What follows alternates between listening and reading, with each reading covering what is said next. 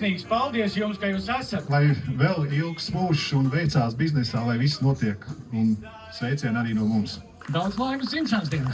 Ir ļoti liels prieks un lepnums būt šeit un svinēt 185 gadu jubileju. Novēlu aptiekai plaukt un zelt. Mēs no Aptieka 1 šodien gribējām pasniegt tādu simbolisku mūsu mākslinieces Brigitas Ektermanes gleznu, Latviju zīmju kopojumu, kas arī ir uz mūsu Aptieka 1 lojalitātes kartes, un mēs ar to ļoti lepojamies. Tā turpināt arī nākotnē. Daudz laimes Aptiekai. Lai ir par ko rūpēties.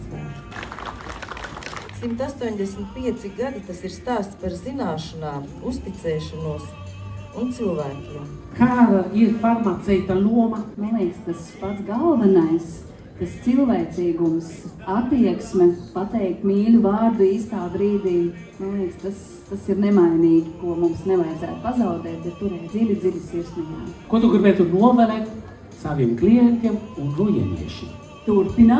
Turpinam augt, un man kā vadītāji gribētos teikt, lai es neesmu pēdējā vadītāja, bet lai vismaz vēl 100 un vēl 200 gadi. Pēc 15 svinam noteikti.